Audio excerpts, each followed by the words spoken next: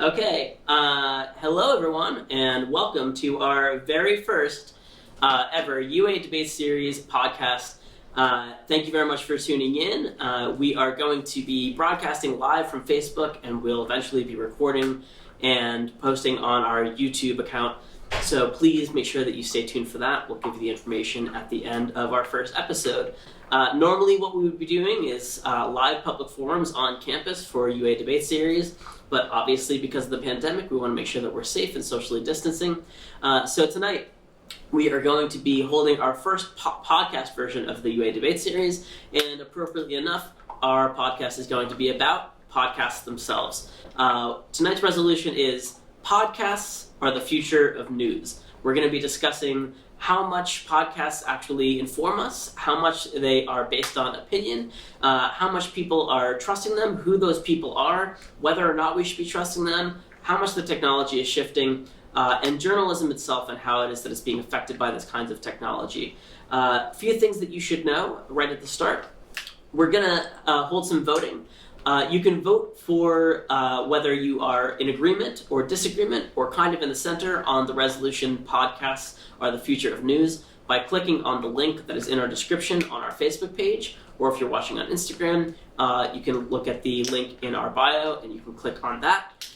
Eventually, when this is on YouTube, if you're watching this on YouTube right now, since we're also recording with our brand new equipment, you can also click on the link in the description underneath and you can vote both before and after. You can vote right now what you think of this resolution, our podcast, the future of news. You can vote whether you think that that is true or false or in between. Vote right before, and then once you hear our wonderful debaters speak, you can also vote afterwards, and the winner will be whoever ends up changing the audience's mind the most, rather than who gets the most votes, because we want to find out how it is that we can change minds here at UA Debate Series.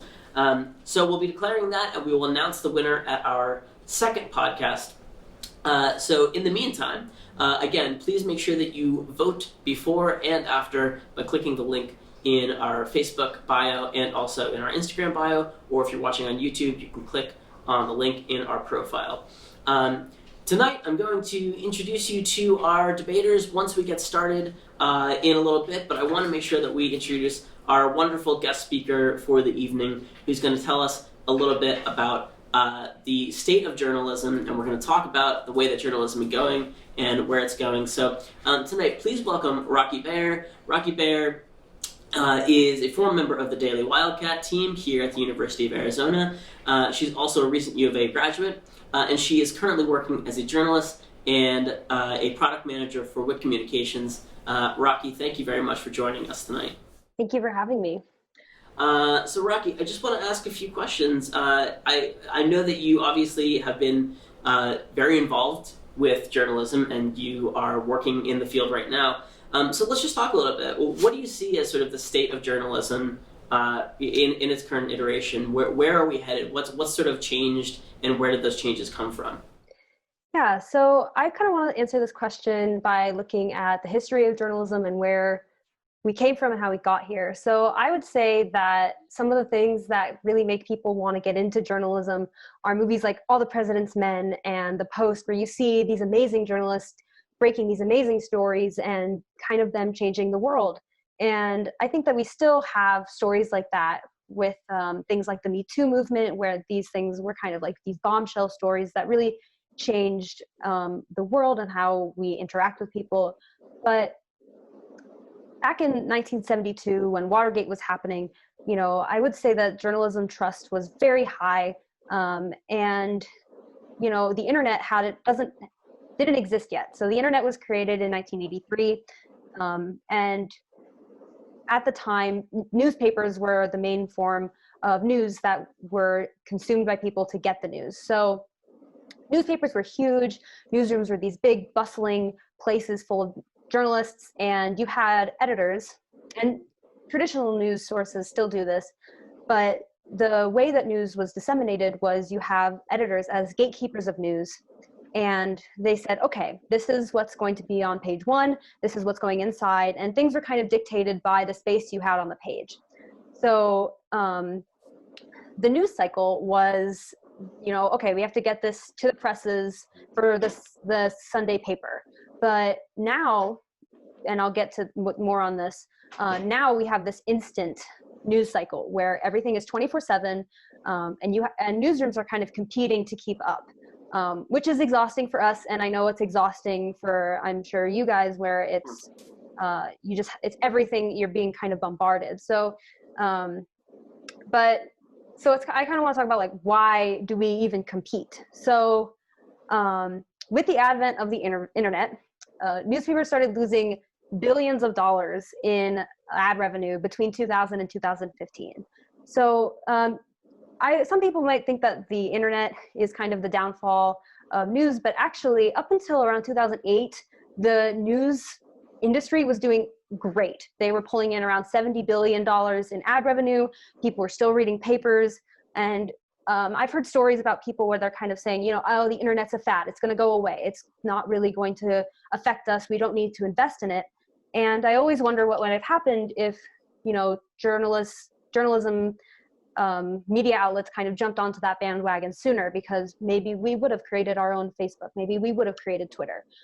But around the stock market crash in 2008, 2009, and the Great Recession, the ad revenue just plummeted. So it went from about $67 billion down to it's around $15 billion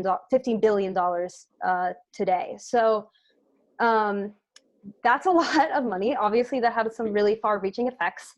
So journalism used to get its money from ad revenue in the classified sections and ad revenue in, like, just the normal pages.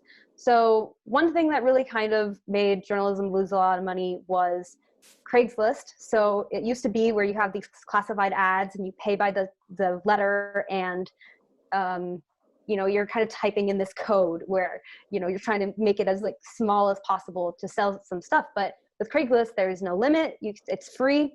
Everyone's looking at it. So people started posting on Craigslist. So people were losing money there. And then you have things like Facebook and Twitter and Google, where it's so much easier to reach large audiences by paying these social media websites. So now Twitter was invented in, I think, 2006. So now newsrooms are kind of just, like, hemorrhaging money.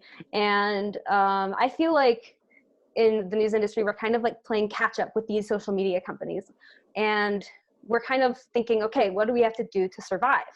And one of those things that we have to do is say, hey, advertisers, guess what? Like, people are still looking at us. Don't worry.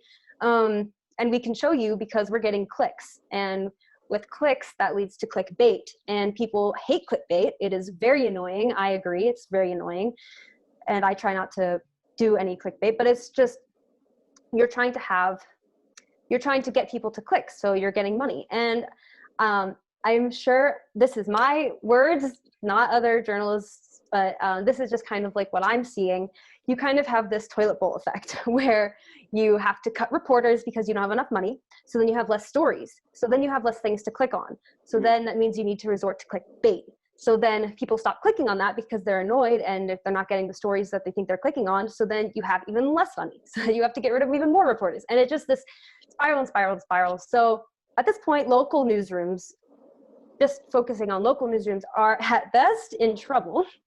At its most controversial, people in journalism do not like to use this word because it is bad, but I wouldn't say that journalism is dying, because journalism is so important and we really need journalism. And that's very evident with today's like, at least political climate, in that we need a lot of truth.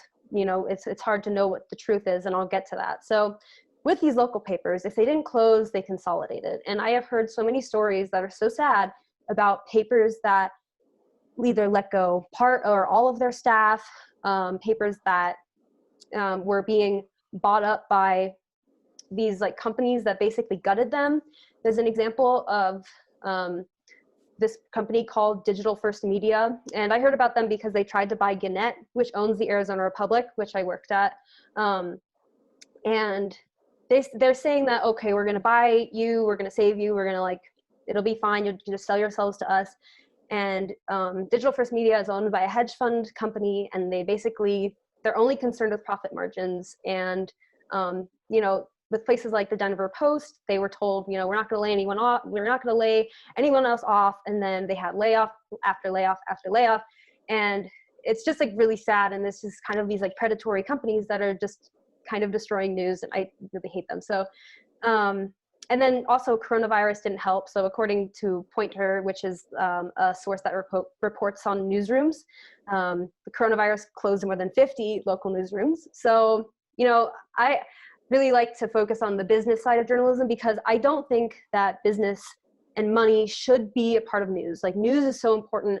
Everyone needs this information. You need to know what your local officials are doing with your money. You need to know what they're up to.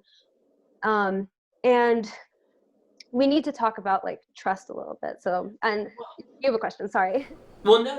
I was going to say, I think all your points are great. And I think one of the ironies that it sounds like newsrooms are sort of dealing with is that when you say people hate clickbait, that certainly is true. But so I'm wondering, it's the irony is that I think a lot of people, well, depending on who the people are, which we'll get to, sort of who the demographics are for these kind of things.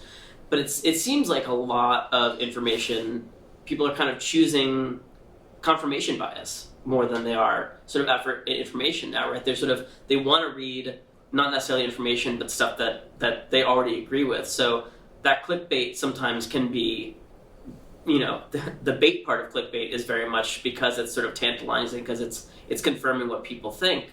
So I think the irony in what you're talking about is that, people are moving away from these more traditional forms of journalism that are sort of supposed to be sort of institutional, sort of objective, standards of just information, and they're moving towards more like clickbaity stuff, even though they seem to hate clickbaity stuff and crave the more objective stuff.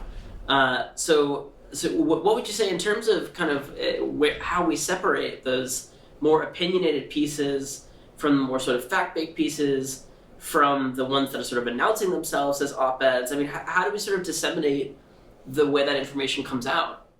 So in my thesis, which I did on what younger people or how like people on college campuses are interacting with news, it's true that people want to click on stuff that pertains to them. They don't want to click on things that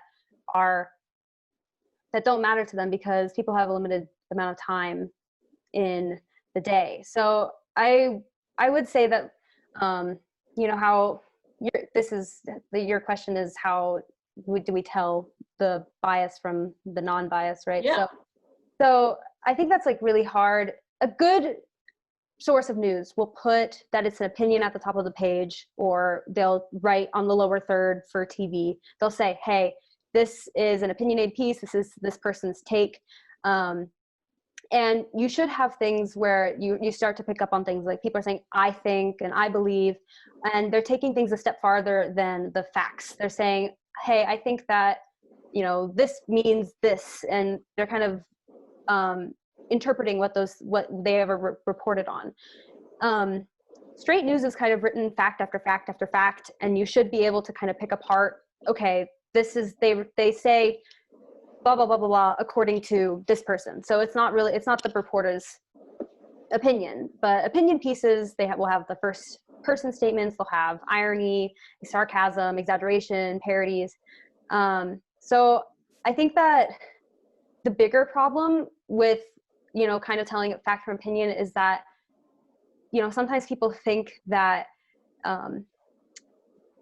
like if you talk to someone, then that is them saying, okay, if you talk to just this person on this side, that means that you must also have this opinion because you're only talking to this person. And I always try when I'm writing stories to talk to either random people. So if I'm covering a protest, you're going to talk to you don't really have a plan. You're just kind of going to who's there, seeing what people have written on signs, and just talking to everybody. Or you're talking to both sides. But I think that we as journalists get so caught up in this, thing about being so objective, that you also have to know that like it's very dangerous for journalists to give some people a platform. It's very dangerous for us to continue to report about climate change deniers. It's very dangerous to report about, like white supremacists, because like Sure. there are studies that show that these groups can use the media to kind of elevate their platform. And Right. then there was like a class that I took on like terrorism and how we report it. And if you're giving these people a platform, like, oh, inside the mind of the leader of the neo-Nazi party or the neo-Nazi group, then you're saying, then you can give people ideas, and it's kind of very hard. And with like social media, they want you to stay on the site. There are studies that show that these kind of conspiracy theories, they get people to stay on the site longer. And you kind of just have to know who to trust. You have to think critically about what you're reading, where the sources are coming from. I think with fake news and stuff, there are so many sources to kind of like tell. If you can kind of like search like what is fake news, there's so many different things, and I don't need to get into that unless you want me to. No, we can talk about that too. I was going to say though, is there also in what you've studied, is there also danger not only sort of giving a platform and a voice and sort of a spotlight to things like inside the mind of a neo-Nazi, but is there also, because what I see, I mean, you're talking about, when you say fake news, you mean actual fake news. You mean like fake news stories that are conspiracy theories that aren't fact checked, but is there also sort of a danger of fueling the ammo that groups like that use to sort of say, look at this is a fake news story because they're calling us neo-Nazis and blah, blah, blah. Because I see that really becoming mainstream, trying to sort of suggest that mainstream media is constantly on the attack of certain sort of fringe groups.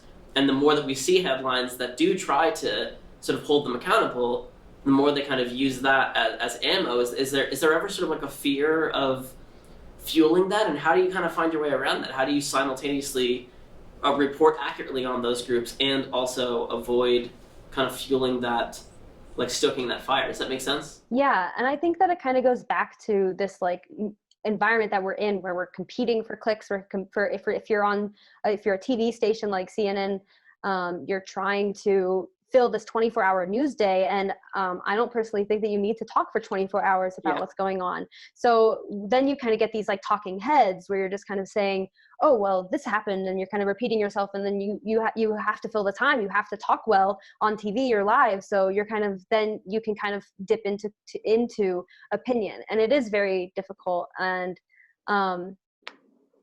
it's like hard to get around. I think that like knowing journalists, except for maybe places that are very much biased, like that Fox News is biased,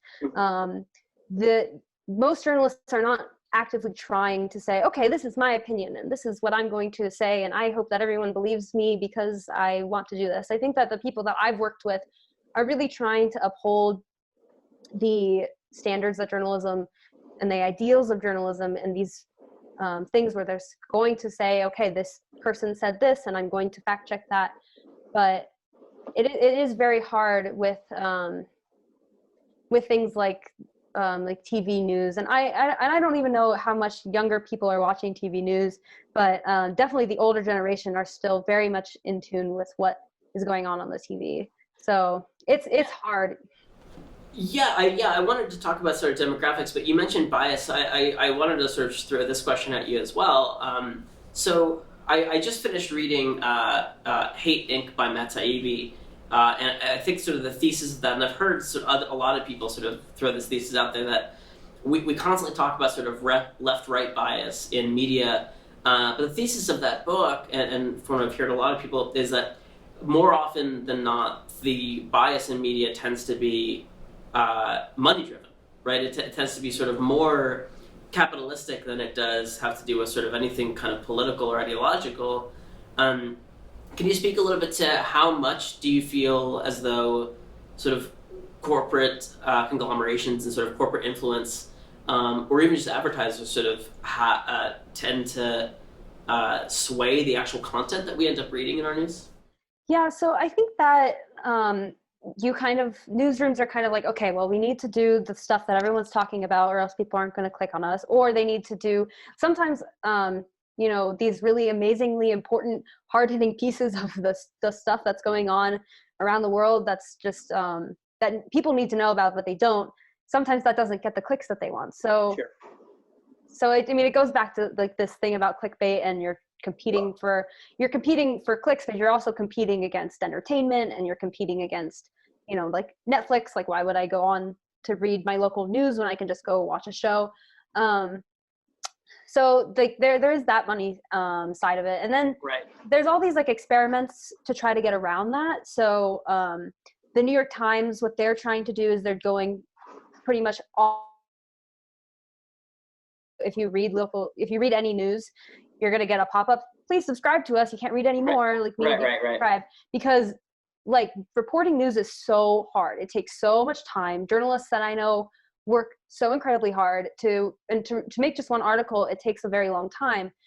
So it can't be this free thing, but kind of people with the internet, we first made it free, and then we're like, oh wait, like, no, it can't be free. And now people are kind of like, well, I don't want to pay for it now. Just show me an ad, like, and then people get angry at ads. So there's one experiment where you just pay for a subscription, but then there's other studies about, subscription weariness, where people are like, I have too many subscriptions, so I don't want to buy it. Then there's another experiment where you're owned by the richest man in the world. So the Washington Post is owned by Jeff Bezos, which I don't know if I've heard of any problems with reporting on Amazon. There might be some problems that they have with reporting on Amazon if they're owned by Jeff Bezos. But there's certainly a potential concern, at least. Yeah, there is a potential concern. But in doing that, they kind of are allowed a little bit more freedom. And then there's another experiment where a lot of newsrooms are going nonprofit, like The Guardian, where they just have you donate to them to support, and they don't have to worry about ads, or they don't have to worry about pleasing this upper thing.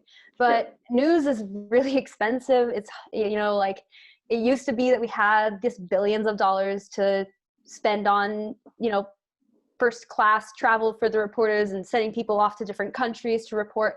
But as things get smaller, international bureaus closed, local newsrooms are closing, and you kind of have just a lot of people are just kind of turning to national news. Yeah, I remember when David Simon, who used to write for the Baltimore Sun, then created The Wire, in his testimony to Congress about the state of news, I remember him talking about exactly this problem, sort of talking about the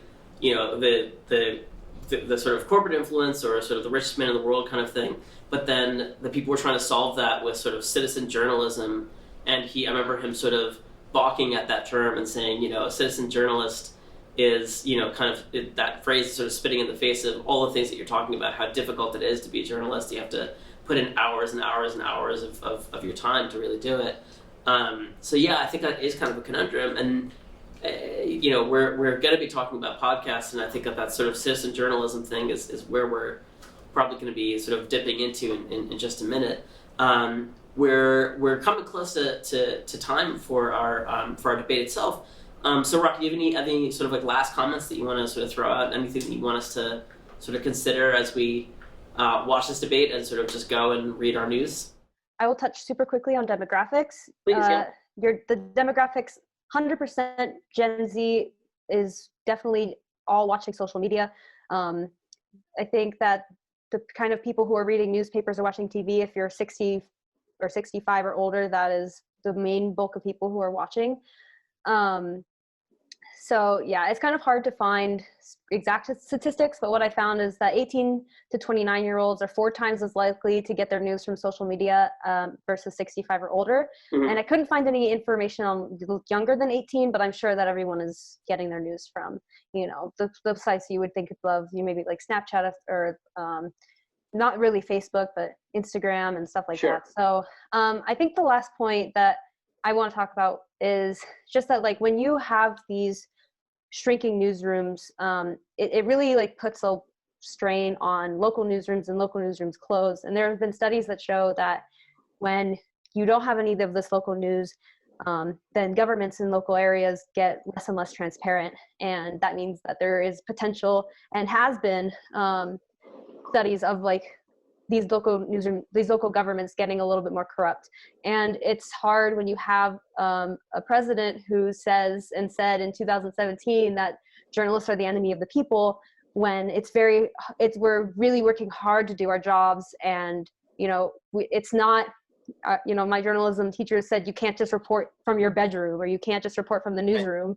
It's not just like a person on their computer in their PJs. It's someone who's out in the field and getting the clips, getting the stories. So I do recognize that there are a lot of problems in journalism. I don't think journalism is perfect. That's why I went into product development, because I can't be happy just reporting until a lot of these problems are solved. So I think that there's a lot of experiments going on with like product development and podcasts where, we're trying to make new products that are kind of like an offset of the paper, where the product that I'm working on is kind of like our own social media, where we're kind of playing this catch up, but it's like this local forum where people can connect to the reporters and connect to the people in their community, and that's great.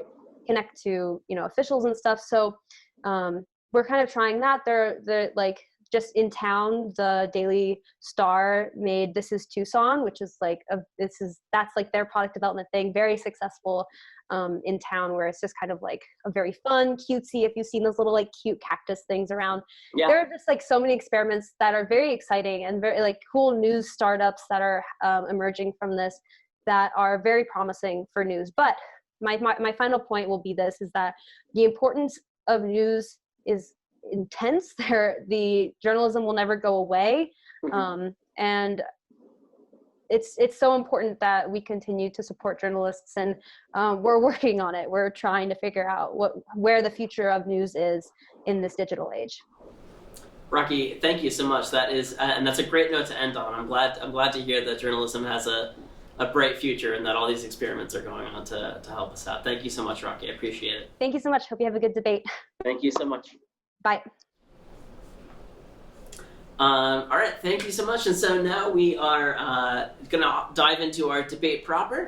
And I'm going to just very quickly remind everybody who's watching, you can vote, and I encourage you to vote on our debate. And again, the resolution tonight is this: podcasts are the future of news. If you agree with this resolution, you can click I agree. If you disagree with this resolution, you can click I disagree. And if you're not so sure and you're sort of on the fence, you can click I'm not sure by voting and clicking the link in our description on our Facebook page or on our Instagram page. And if you're watching on YouTube, please click on the link in the description and you can vote there. Please vote before and after, and you can let us know what you thought before you heard our debaters think, your general idea just coming into this, whatever your sort of general knowledge was, and then your idea of all of this after you listen to our debaters and their great information, and we will announce the winners at our next debate. And anyone who is signing up and voting, once you put your email in, you are automatically entered into our raffle to win a free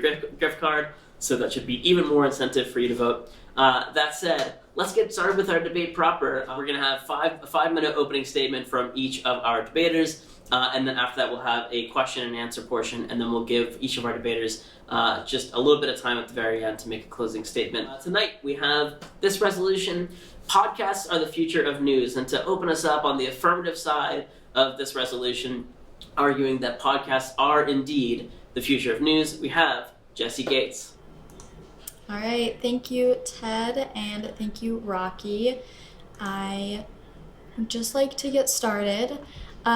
A Google search on September 24th, 2004 for the word podcast yielded a mere 24 hits. Today, exactly 16 years later, the same Google search results in over 1.5 billion hits. For today's debate, a podcast is defined as a digital audio or video file, usually part of a themed series that can be downloaded from a website to a media player or computer. Using this definition, it is an untenable fact that the future of news lies with podcasts. More than 30% of the United States population listens to podcasts every month, and more than 15% of the world's population listens to at least one podcast. As of August 2020, the top 3 podcasts in the United States are The Daily, NPR News Now, and Up First, all news-focused podcasts. Podcasts present a path forwards for news media that is accessible, good for political engagement, and breaks free from the information monopoly that traditional media holds. The defense and center may argue that podcasts are inaccessible and thus a less effective form of news media. However, podcasts are actually the most accessible form of news media. As a platform, podcasts can either be streamed via audio or video. This allows deaf and hard of hearing audiences to watch podcast videos with subtitles and blind audiences to enjoy the content through audio. This ease of accessibility does not carry through in television or print media.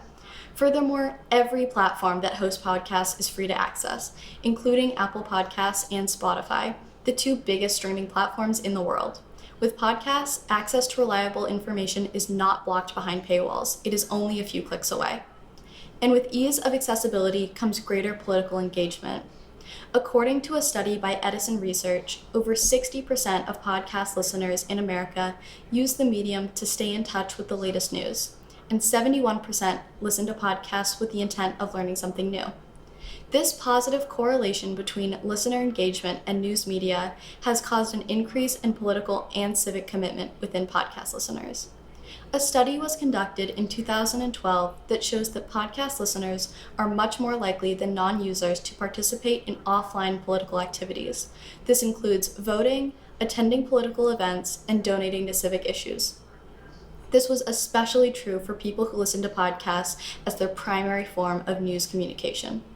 Additionally, due to the low cost and accessibility of podcasts and online media, people in lower income brackets were more likely to engage in online political participation. By lowering the information barriers that television and print media have up, low-income communities have the opportunity to be much more engaged in politics. As Rocky said, we live in the era of the 24-hour news cycle. Traditional media has a monopoly over information. The National Media Watch Group, FAIR, recognizes that television media has issues of corporate ownership, official agendas, and censorship. These problems, coupled with the constant competition for attention and viewers, has caused television news to devolve into flashy gimmicks and constant breaking news to spark viewer interest. The defense may argue that podcasts are sensationalized to bring in viewers. But the pressure for profit-driven news organizations to boost ratings and bring in attention to their station is abhorrent. Podcasts break the 24-hour news cycle. They are not alarmist in nature and do not have time constraints. Instead, they are more focused on providing high-quality content for their listeners. News podcasts can be found in the form of daily information bites, typically about 5 minutes long, or weekly deep dives that span over 30 minutes or longer. Podcasts serve as a means to decentralize the dissemination of information. They allow for independent voices to enter a platform long monopolized by flashy television news and provide information without the bias of boosting ratings. Podcasts are much more democratic than other news media. As a creator, there is a much lower investment to start. All you need is a camera, a microphone, and an internet connection. This causes a lack of deeply entrenched players, and thus a lack of alarming creator bias that we see in traditional news media. It allows for new voices to be heard in the news media space, and they break free from the constraints of traditional news media sources. By being a free, widely available product, information is much more accessible and less of a commodity through podcasting. The medium creates a space for political engagement and is a large player in the fight to disseminate information freely. And it is for all of these reasons that I believe that without a doubt, podcasts are the future of news. Thank you. Thank you very much, Jesse. Normally we'd have applause right now, but we're doing this live. Excellent job, Jesse. And again, Jesse is on the side that is arguing for the idea that podcasts are indeed the future of news. Now we'll move to the center and talk to Daniel Giorfi, who is going to be arguing, we'll find out what he's arguing. Daniel is arguing slightly in the center of the idea that podcasts are the future of news. And again, you can go ahead and vote before and after our debate by clicking on the link in our description. So Daniel Giorfi, take it away. Thank you, Ted, and thank you, Jesse, for starting us off. Whether we like it or not, podcasts are going to be a central part of how the average person consumes news media from this point forward. They're convenient, easily accessible, and often package together the most socially significant stories that people want to hear about, focusing on details rather than yielding to that 24-hour news cycle. However, the same aspects which make podcasts such a convenient and often more palatable form of news are also what give rise to its greatest weaknesses. While podcasts will inevitably continue to become a larger and larger presence within the news media, There are certain defects inherent to its format which require that it be consumed as additives, alongside other reputable sources, rather than as anyone's exclusive source of news. The biggest difference between podcasts and other forms of news media are the barriers to entry that Jessica was talking about.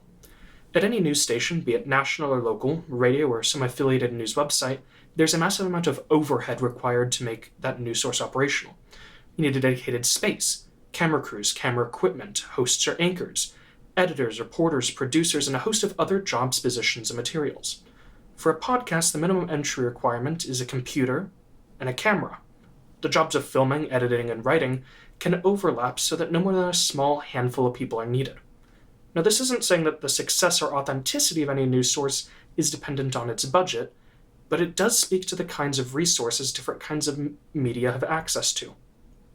By 2021, the podcast industry is expected to produce over $1 billion annually. This year alone, Fox News is expected to make over $1.1 billion, CNN $66.9 million, and the more comparable local news industry altogether over $30 billion. The average podcast will make somewhere between $500 and $900 an episode.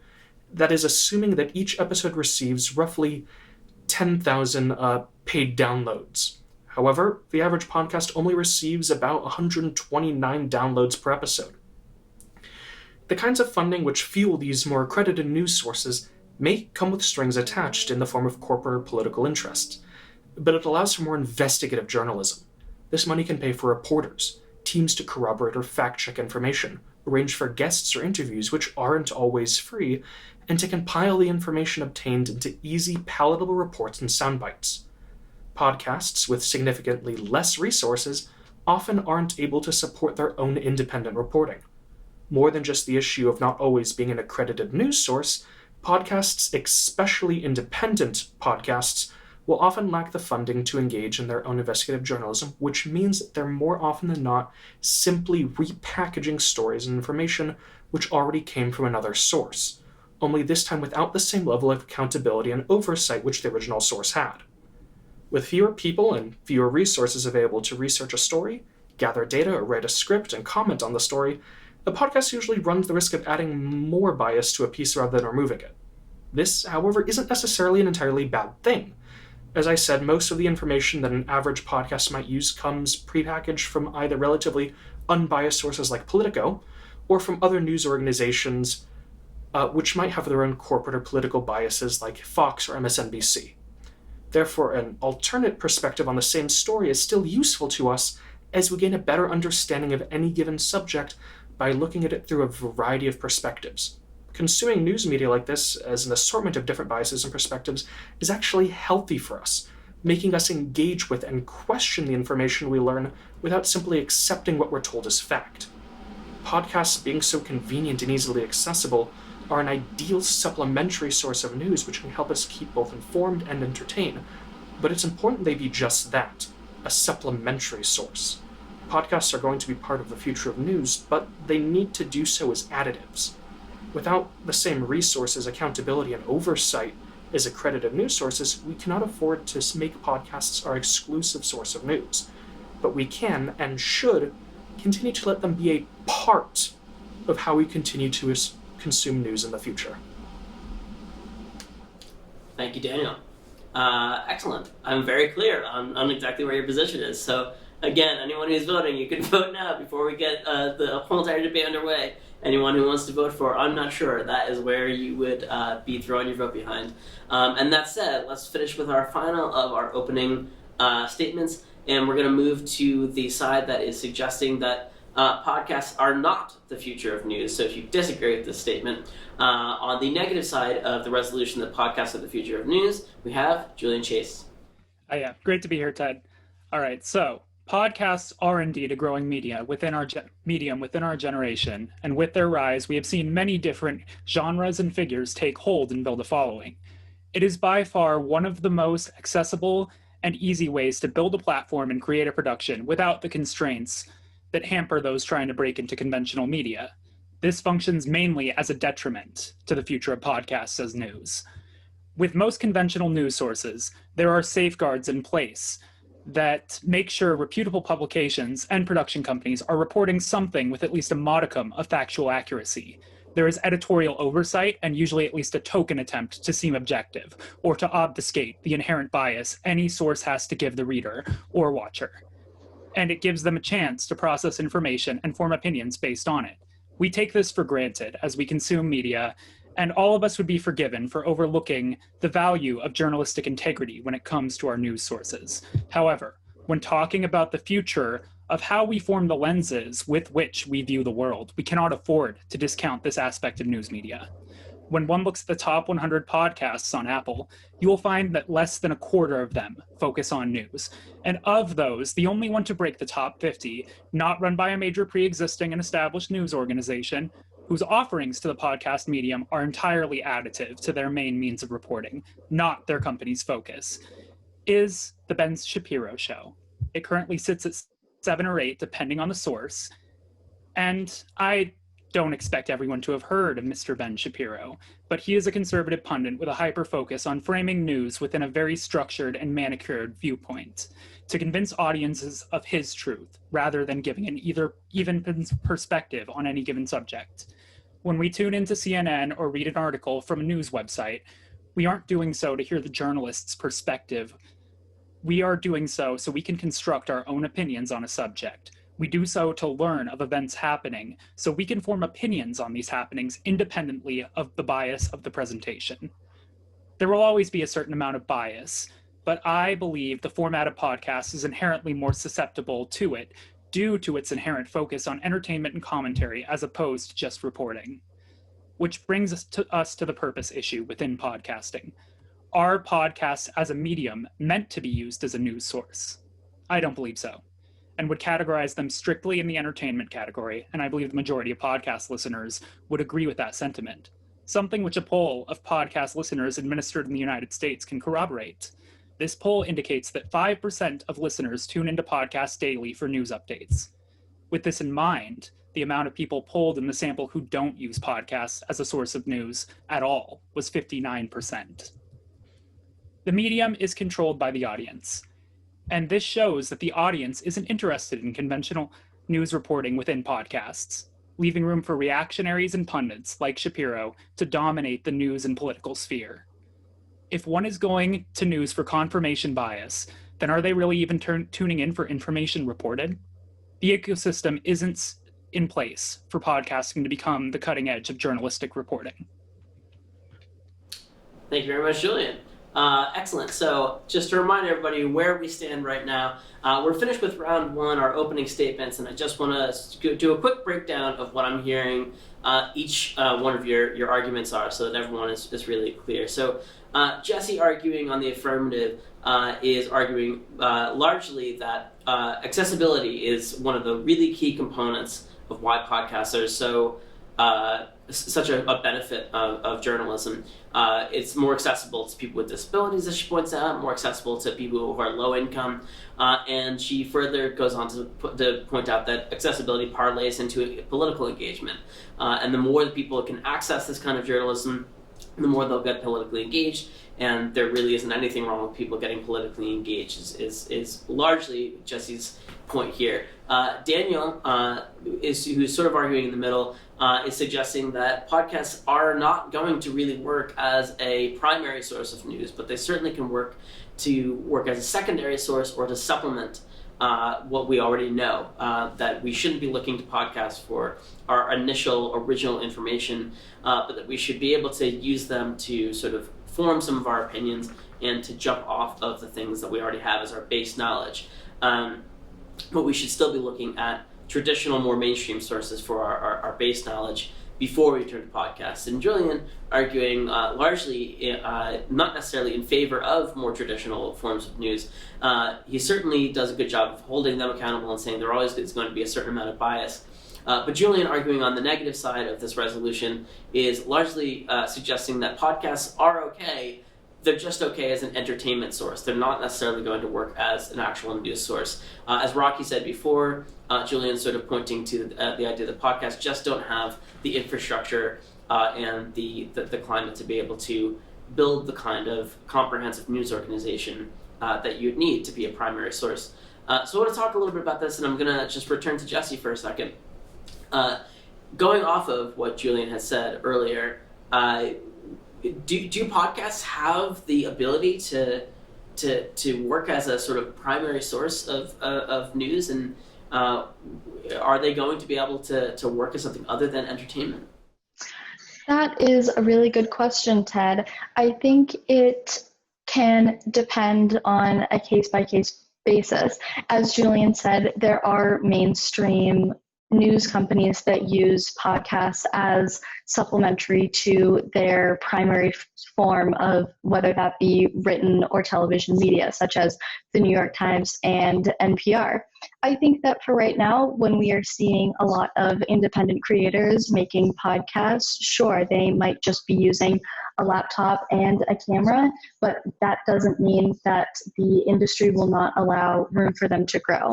We are seeing massive trends upwards to political and consumer engagement with podcasts as a medium as a whole, skyrocketing from 2019 to 2020. We're seeing that podcasts as a medium are on the rise, and go back 50 years, 80, the people were saying the same thing about the transition from radio to television media. They were saying that there was no way that it was going to be a sustainable form of news media, and now it is the biggest way that we consume news as a species. So I think that there absolutely is growth. I think that from what we're seeing, the largest block of people that are listening to podcasts are age 12 to 34. And these are the people that are going to be shaping the way that our world looks. And they are going to be making the decisions of how we are consuming media. And so far, they're choosing podcasts. So Jesse's sort of suggesting here that she's conceding a little bit to what Julian's saying, that there isn't the infrastructure right now, but she's saying that if we're truly arguing that's the future of news, that'll be the future. I'm gonna just sort of let either of the two of you guys jump in, and I'll just sort of moderate and stop you guys if you're interrupting each other too much. But Daniel, Julian, what do you want to say to respond to that?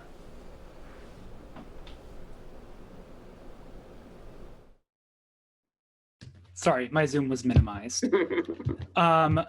Well, when it comes down to it, I definitely understand that we can't really predict what the future of news media is going to look like.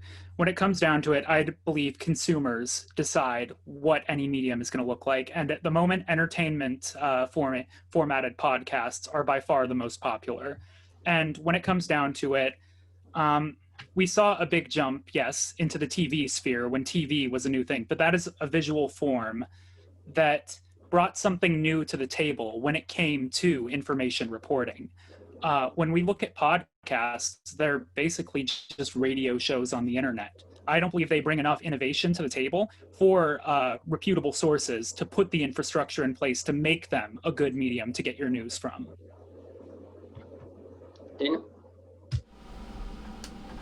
I would like to, at least in the way that I understand this argument, the detail about the level at which people consume entertainment-based podcasts, I would say almost in this context is a little bit of a non sequitur.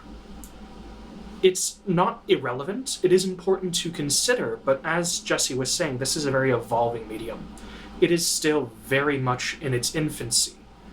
The context we're examining it is specifically how people use it as a medium to interact with the news. In 2017, 2016, before, as Jesse was saying, it really hit its peak, the industry in total generated less than $500 million in total revenue. Again, last year, it is expected to raise over $1 billion. Every year we see it go through roughly a 53% increase in income. This is obviously a rising medium. Now, will it ever attain massive heights to replace television news? That's up in the air. But the news aspect of podcasts is increasing. There are issues with credibility, there are issues with how they receive their funding. We might get into later the issues with sponsoring and corporate funding and how they might get involved. But the fact that it is not, at the moment, a massive primary news source, I don't see as a hindrance for it overtaking it.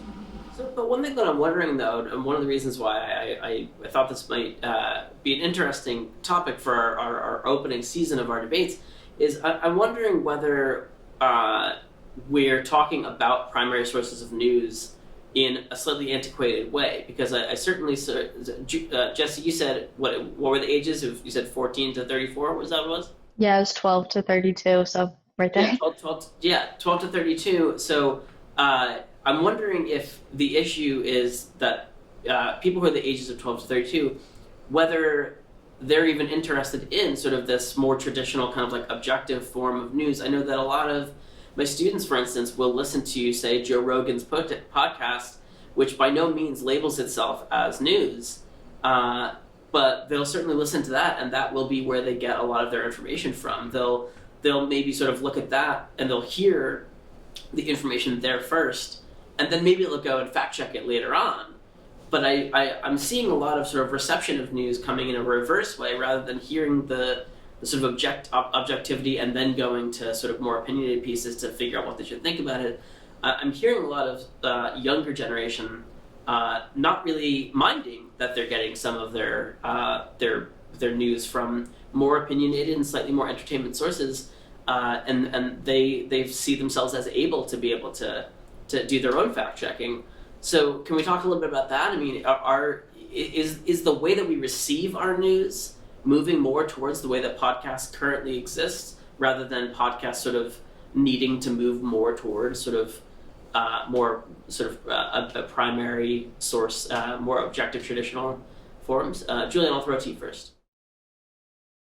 Yeah. So that's an interesting thing to note, actually. I believe that there is always a market for objective information. When it comes down to it, not many of us like being told what to think.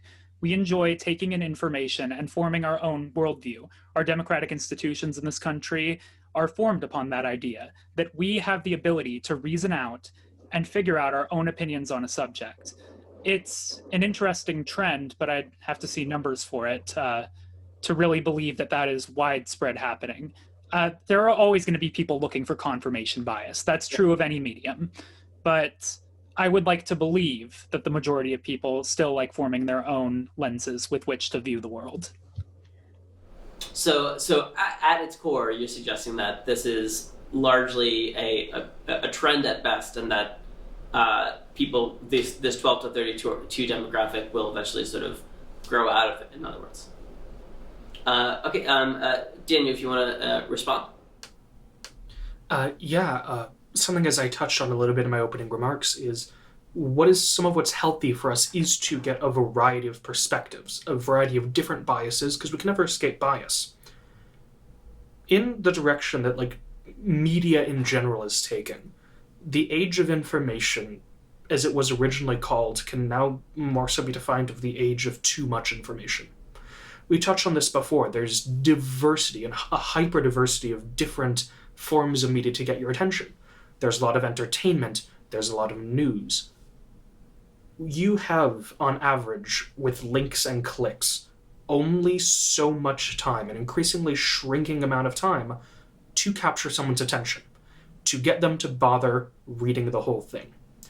To that end, I feel like the media of podcasts, because it's so convenient, just because it's convenient, does have a future. Yes, there is an issue of, as Julian's saying, these can become echo chambers. You listen to one credible news source, they tell you a very biased point of view. You go and listen to Ben Shapiro, you go and listen to just one of these pundits who are more talking heads than actual correspondents, you will get an echo chamber. The important thing is that you look around, you shop around for your news, because you need to get so many different angles. You need to see what CNN's saying. Then go and check over the Fox News. Then check your local news station. Then check Al Jazeera or BBC America. Then look at a podcast, because they will all talk about something differently. Yes, that's a lot of effort. Not everyone's going to fact check. But that's why, with variety, especially if things move to podcasts, there are affiliate podcasts to these news stations. You need to be shopping around to get different perspectives. That's the only way to get the closest to the truth. are people doing them, and how are people, especially young people, receiving their news? Are they sort of taking the responsibility to put that effort in? That's a really good question. Again, I think that a lot of what both Julian and Daniel have said, they have made some fantastic points, and I would like to piggyback off of what they've said a little bit. I do agree that the majority of people should be and are forming their own opinions, especially young people. And I agree with Daniel that it's important to go to multiple sources to get different opinions to form what you truly believe. And I think that for young people, they are doing that all within the podcasting medium.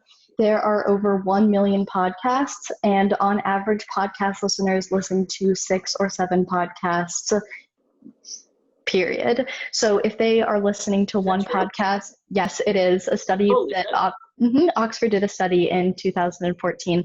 A podcast listener listens to an average of 6 or 7 podcasts. So if we have a young person that is listening to one news podcast, the likelihood is that they are listening to 2 or 3 other podcasts. And in addition, with what Daniel was saying, our time is shrinking with clicks, with the amount of content that is out there. People are looking for ways to get a diversity of information and make their own opinions fast. And that is where podcasts are such a necessity. Most news podcasts are a daily or a weekly bite that are 5, 10, 15 minutes long, giving you the information that you're looking for. You don't need to sit through an entire news broadcast to find the information that you are looking for. It is so easy to type in what you are looking for and find the exact topic and a 15-minute deep dive into it. Yeah, that makes sense. Do you guys want to respond? I would like to respond with, just because young people are listening to 6 or 7 different podcasts doesn't mean that they're listening to multiple news podcasts. Like, I don't believe that they're looking for a diversity of opinion if they're using podcasts as their primary source of news. When it comes down to it, I would argue that they are probably, based on the popularity of news podcasts being lower than would be expected, that they are listening to more entertainment-based podcasts, or they're listening to true crime podcasts, lifestyle podcasts.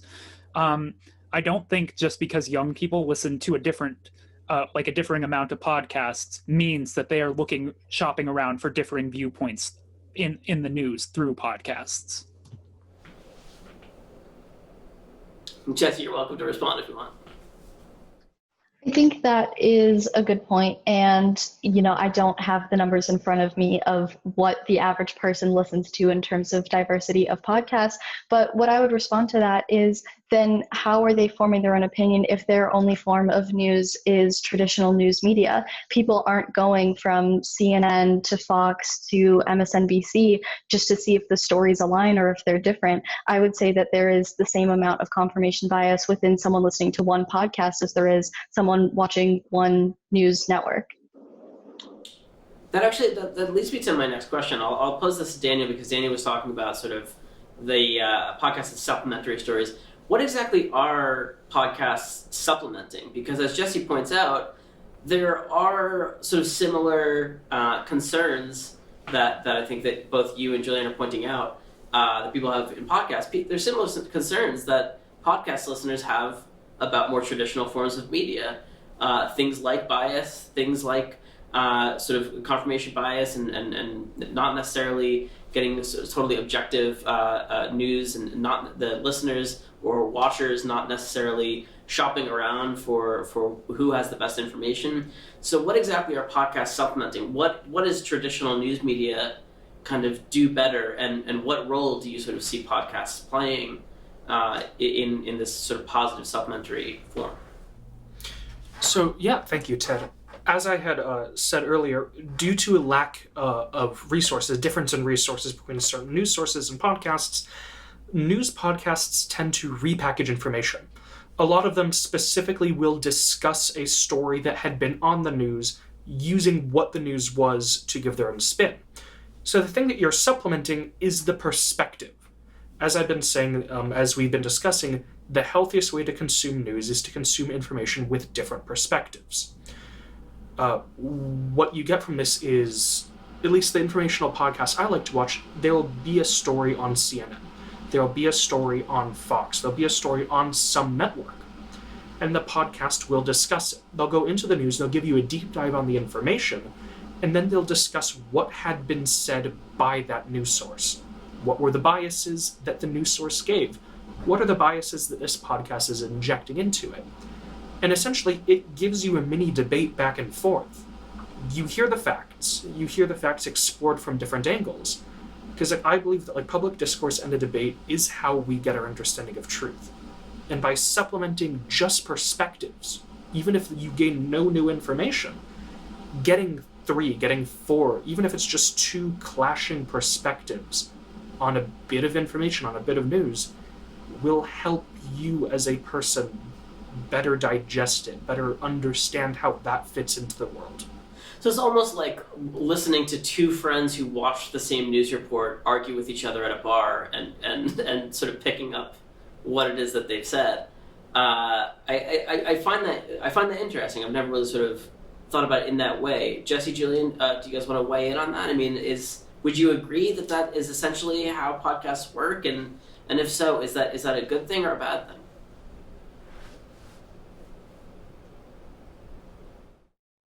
Yeah, I'll weigh in here. I believe that is how podcasts can work, the news-focused ones, and that is probably a good place for them. Supplementary to mainstream news sources from different mediums. When it comes down to it, yes, you should always check your perspective with differing viewpoints and other perspectives. That's redundant, but I agree. But I still see podcasts more as an entertainment medium. Jesse? I agree as well, especially for podcasts that are news-based by independent creators. However, with podcasts that are, as Daniel says, supplementary, produced by big news companies. Again, the top 3 podcasts as of August 2020 were produced by the New York Times and NPR.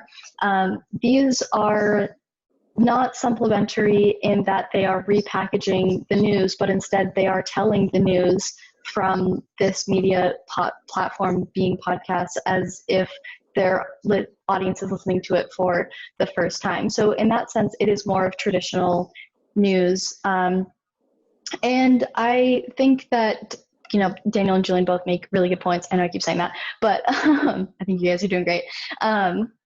But I would say that we are seeing young people trending down from watching cable news.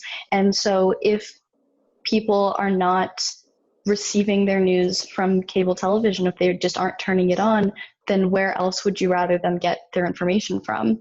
I think that we see podcasts as a format of news that is separate from social media because it doesn't incite the immediate response and gratification that social media does. And so if we're going down to it and young people are getting their news from social media and podcasts, so podcasts are a much better form of news to get their podcast from because it does have that back and forth, that debate, and it does have the ability to do those deep dives. Let me get you guys a little angry at each other then, and let me ask a question of Julian. So, Julian, what's so great about more traditional forms of news? That because it's certainly true that there's at the very least a skepticism amongst younger generations about more traditional forms of news, like newspapers or TV news. So, what is so great about them that they are going to sort of hold on to the title of being the future of news, and why should we sort of go move toward them? Well, one factor that I think makes them superior to podcasts in general is the infrastructure is already in place. Like I said in my opening statement, podcasts are a very open-ended way to produce something and put it for people to listen to. But the problem is when you have such an open base, then anyone, integrity or not, can come and put information out there for the public to see. When it comes down to it, there are disreputable news organizations, obviously, but they already have the foundation. set in stone and basic journalistic integrity. And when it comes down to it, I believe that a lot of people like reading articles on the internet more than podcasts. You get to choose what stories interest you. Well, a podcast is prepackaged for you. I believe there's more choice inside traditional news formats. Okay. So you're suggesting that it's that there's, after we're listening to the podcasters kind of listen to other people's news, that they're kind of handing you your opinion rather than allowing you to sort of make it up yourself. Okay, Daniel or Jesse, do you guys want to respond to that? Sure, I will go. I, of course, am just going to argue the opposite. I think that while news media has that foundation, it also has the bottom lines and the budget cuts that are looming overhead and the clickbait that Rocky was talking about earlier. And we are seeing more and more that the 24-hour news cycle is turning into sensationalization and what will get the most clicks as opposed to what is the most compelling or the most important for the audience to know. And I disagree that articles allow the reader to choose, whereas podcasts do not.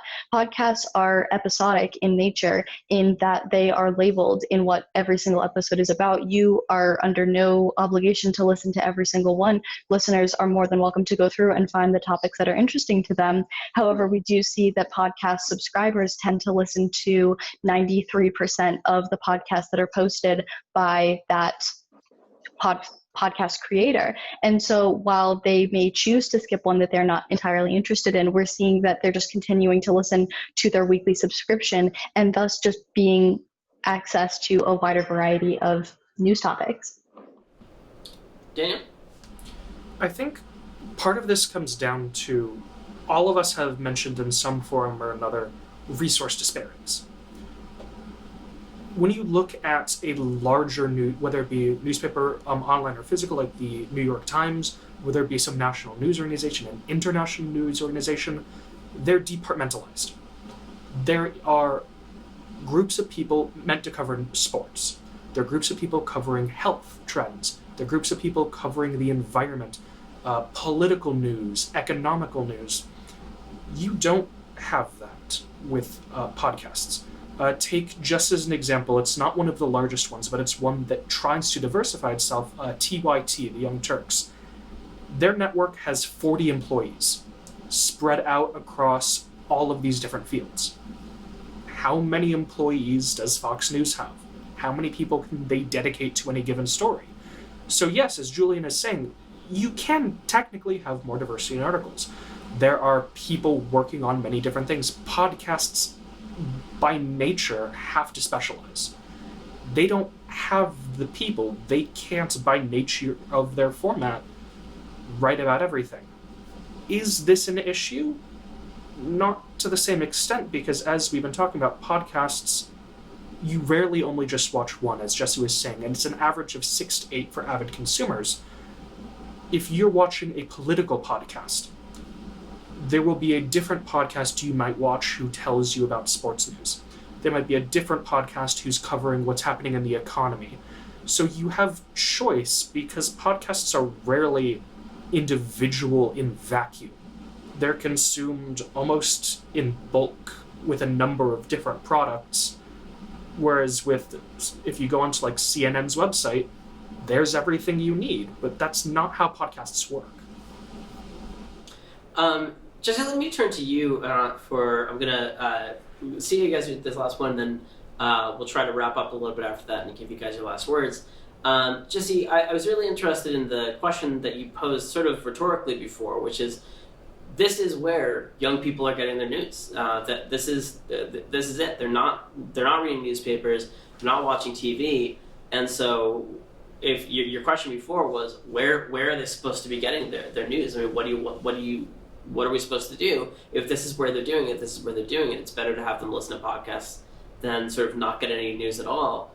Can you sort of elaborate on that? Why do you feel as though this younger generation, Gen Z specifically, 12 to 32, why are they migrating so much to podcasts? Why is this sort of exploded to the fact that there are 1 million podcasts that exist in the world. What is the draw for them specifically in terms of how they're getting the journalism?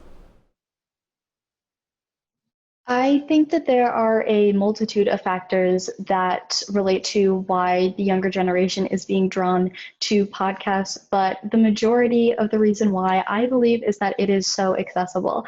Like I've said, podcasts are an audio and a video format, and a majority of podcasts are uploaded onto websites such as YouTube. And as we've seen in the past 10, 12 years, YouTube has had such an incredible boom in audience engagement as a platform, especially with trending younger and younger age groups. And so I think the ease of accessibility, the Apple Podcast app comes pre-installed on every single iPhone, which is the most popular phone cellular communication device of ever. And so I think that ease of accessibility is a huge part of the reason why. I think another part of the reason why is we're seeing younger people have more of a distrust for these large corporations. We as a generation were raised hearing that CNN is good, Fox News is bad, or vice versa. Fox News is good, CNN is bad. And if that is the only narrative that we are hearing, we as a generation are turned off from interacting with either of those platforms. I know, for instance, whenever I walk past my family having CNN on, I get turned off. I don't want to engage because I don't like the format in which the news is being presented. That's my personal opinion, but I just think that the way that we have been informed about news media, the only reliable option in our eyes is something that is independent and accessible, and that comes in the form of podcasts, whether on YouTube or as an audio medium. Julian, let me turn it to you to respond. Is the fact that you're arguing that it's not the future of news, despite the fact that this younger generation seems to be so predominantly getting the news from podcasts, are you suggesting that that's just a natural state of things, that eventually they're just going to gravitate toward more traditional forms of news, or is there something that more traditional forms of news need to do to sort of win those younger viewers and listeners back? Well, I would like to address something Jesse brought up, the Please. Corporatization of news. So if we entertain the idea that podcasts are the future of news and they keep growing, what happens when podcasts become corporate? What happens when corporate interests buy independent podcasts and start putting their bias into it? I believe that it becomes the same as the news sources that came before it. I don't think it's the future. I think it'll eventually equalize with the other forms in that case, or just be dropped completely because they're superior forms. When it comes down to people moving back to more traditional forms of news, I believe ease of accessibility is even with, like, say, a news website than a podcast. Also, I believe that when you're looking at a news website, you retain information more. I know that the last time I listened to a podcast, I was driving. Do you think I'm really retaining all of that information while I'm trying not to hit other cars? I believe that the already established news sources and ways that we consume news will eventually overtake podcasts, and this is just a fad. Daniel, you want to speak to that a little bit? I mean, is this just a fad? I mean, why are so many young people turning to podcasts for their news, and how are we going to sort of, how are more traditional organizations going to win those listeners back? Yeah, I've been waiting for us to get to this since the beginning. I would like to, as part of answering your question, touch on the corporatization issue that's come up. Because starting with what you asked, why are young people being attracted to this? As I've said, as Jesse's expanded upon, we have this attention deficit at the moment, especially with like the younger generations, where we have to consume rapidly. If it doesn't get our attention, we're gone. We can discuss the pros and cons of that some other time, but that is more or less how things are right now. Podcasts are convenient.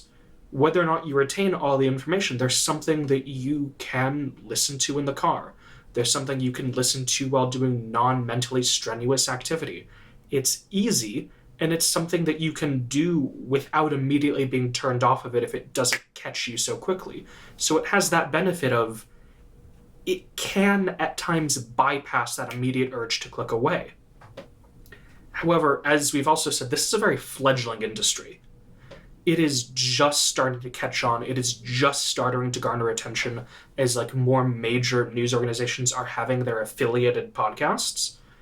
Yes, I have to agree with Julian completely to this end. It is only a matter of time before corporate interests get caught up. It is a little bit more difficult to predict how that will play out because there are so many independent groups that I would imagine we will see in coming years more of a flexibility with popularity between these groups as new ones emerge, unlike we see with national news. So which corporations will be buying in, how much they'll be paying them. It is impossible for somebody with my level of expertise to attempt to predict how this will play out. But that is something we'll see. And it is something we're going to have to take into account. How traditional news competes with this? Well, I'd say they're already doing it, and they're doing it by embracing it as a trend. As I started out by saying, the news, like, they're catching on to this. CNN, Fox News, MSNBC, they have their podcasts. They know that this is a way that people are consuming media. No one's going to sit for 9 hours a day in front of their TV watching everything. But during your commute, during some paperwork, you can just have the news stories you care about being played into your ear in a fraction of the time and get at least some of that information. So I don't think this is going to hurt the companies that produce news. They can and already are adapting. And the fact that they're like catching on to this trend is just kind of reinforcement for me that this is going to become more and more normalized. I don't think it'll replace news. It shouldn't replace news. But independent groups will have their platform, and that platform will need to be consumed alongside these more reputable sources. That is just how things are going to play out. Excellent. Thank you very much, Daniel. Okay, I'm going to just turn to each of you, and if you could just give me a quick summation of what it is that you want people to sort of take away from your side, and especially what you want them to take away as they vote. That would be great. So we'll just go around and get very quick closing arguments from each of our debaters. And again, arguing on the affirmative of the resolution that podcasts are indeed the future of news, we have Jesse Gates. All right.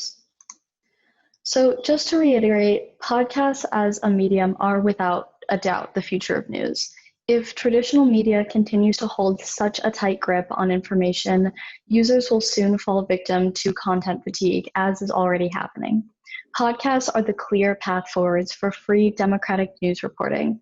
The negation will say that podcasts are controlled by audiences, but no more so than traditional news media are being controlled by large corporations. As the younger generation begins to take control of our world, we will see podcasts continue to grow as the future of news. Thank you. Thank you, Jesse. And arguing on the center of the resolution that podcasts are the future of news, or they kind of are the future of news, as Daniel would say, Daniel Jurfy. Thank you, Ted, and thank you again to Jesse and Julian. Yeah, podcasts they're inevitably just going to continue to get bigger. They're still in their fledgling, but we can see the trends, we can see the patterns for what's happened before. They will be a way that we consume news. But there are issues with the format, even taking out the issue of like potential future corporate interests. The way they act, the way that they respond is imperfect. They cannot do the same kind of reporting that established news sources do. But that's not an issue if we take them as supplementary sources. They exist to be additives. They exist to be a new ground, new frontier of ideas that we can use to clash with our existing expectations. They are the future of news, but they are not capital T, the future of news. They should, can, and will continue to be a part of how we continue to understand the world moving forward, but not the only part. Thank you. Thank you, Daniel. And finally, closing out our entire debate, no pressure, on the negative side of the idea that podcasts are the future of news, we have Julian Chase. All right, thank you, Ted. And you guys both had great points, by the way. Really good debate. The note I would like to leave off on here is that we as a people have a right to accurate and unbiased information. We all have the capacity to form opinions and think freely. This idea is the basis for our democratic institution and for free independent media sources as a whole. When we have a medium that is not focused on as a whole on news, it's dominated by people pushing a version of the world when news is involved, rather than giving us the chance to form our opinions and worldview, I struggle to call it anything close to a reliable source of information. Podcasting is not evil nor bad as a medium, but it is a bad medium for news reporting and information gathering. Thank you very much, Julian. Thank you to all three of our debaters. Thank you again to Rocky Barry for being our guest speaker tonight. I'll just remind those watching of a few things. Again, please make sure that you vote. You can vote now to find out, to let us know after listening to our wonderful debaters who you thought made the strongest arguments, either Jesse, Daniel, or Julian, for, in the middle, or against the idea that podcasts are the future of news. You can go ahead and click on the link in our description, in our bio on Facebook, in our bio on Instagram, and in the description if you're watching on YouTube. You can go ahead and click on I agree if you are in favor of Jesse's arguments. You can click on I'm not sure if you're in favor of Daniel's arguments, and you can click on I disagree if you are in favor of Julian's arguments. Thank you very much for tuning in. Please tune in to our next broadcast where we will both announce the winners, and our next broadcast will be talking about cancel culture and protest culture. And we'll be discussing how does those two things intersect. That will be held on October 8th, again on Facebook Live, and we will broadcast that on our YouTube channel afterwards. Please tune into that, October 8th at 7 p.m. And anyone who is going to be voting tonight, you'll be automatically registered to be part of our raffle, and we will give you your free gift card. Thank you very much for tuning in. Thanks you to all three of you, and I'm glad that we got through our first podcast with very minimum technical difficulties. Thank you all very much. And Daniel, I love the beautiful background that you are. I don't know where you are, but it's absolutely a fantastic office. All right. Bye, guys. Bye. Thank you everyone for tuning in. See you next month.